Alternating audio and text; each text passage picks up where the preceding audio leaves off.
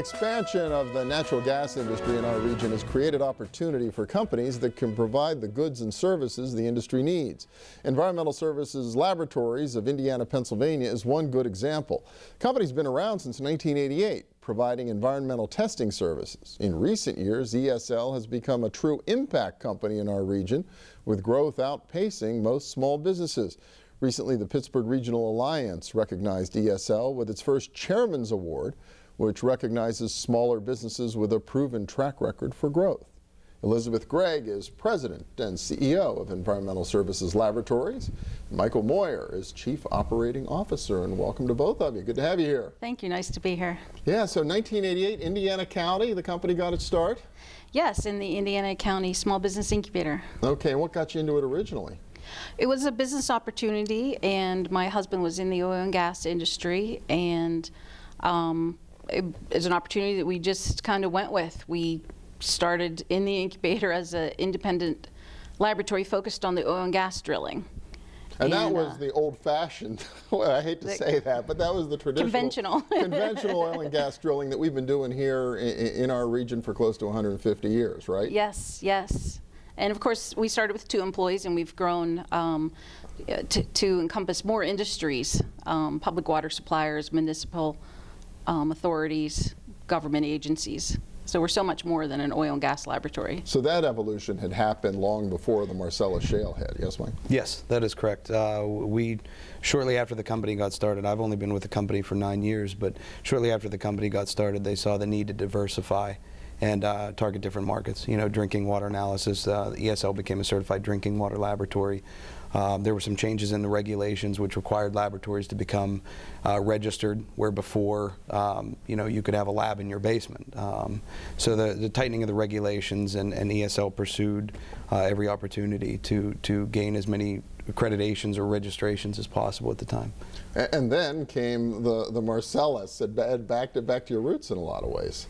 Yes, absolutely. We were glad to have the Marcellus. Our first order came in 2007. 2007. So fairly early on. They only struck gas, I think, in '04 in that first test well. So right. So 2007, and we've grown significantly since then. We're now at 70 employees. We've added 30 of those employees since the Marcellus boom. 30 employees since all that started. And what, you have a presence now outside of Indiana, PA, 2 other locations in Pennsylvania? That's correct. We have an office in Lycoming County, right in the heart of Williamsport, for the northern tier activity. And that we just started that in 2011. But back in 2007, we started the office in Washington County to expand the municipal market, and it was just perfect timing. Oh, so you moved into Washington County. It wasn't the great foresight about the Marcellus Shale. It was just another opportunity in one of your core industries. The cards aligned for that, for wow. sure. Well, that's exciting. Is it a lot different servicing these Marcellus Shale players than the traditional oil and gas industry you've worked with for so many years? Or is it a natural transition? To some degree, with our services, it's a natural transition. It's just gotten a lot bigger. Before the Marcellus, before unconventional shale development, generally the presumed liability radius was only out to 1,000 feet that drilling companies would test water supplies out to.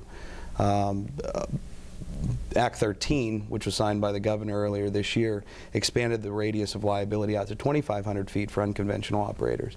So it's gotten bigger, and it's not just a ×2.5 multiplier. You know, the square. So each pad, 2,500 feet radius. Radius. Yes. So it's really a mile, essentially, a circle a mile across, right around. That's each correct. One of these pads has to be tested or monitored for water quality under the new law in Pennsylvania. That's correct. Huh. And the area, 1,000-foot radius, is 1/10 of a square mile is the area there. You expand that out to 2,500 feet and it becomes 7/10 of a square mile. So it's a multiplier of 7 that increases the amount of water supplies for sure that we have to test.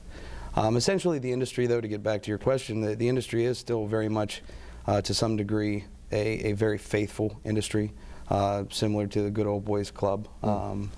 But it's very unforgiving. They don't require or they don't allow for a learning curve. It's something that you go out and do it right the first time, and you'll continue to do it for them. If you go out and fail you won't be doing it for them any longer. Wow. So is that, Elizabeth, is that like the main lesson? I mean, there's got to be every smaller business in our region is looking at what's happening in Marcellus Shale and in the energy industry here and thinking, man, how do I crack that market? What's it going to take? What's the most important lesson they can take to heart about being successful? Customer service. Just lowering prices, buying market shares is not going to make it in this industry. There's nothing great about being a cheaper price.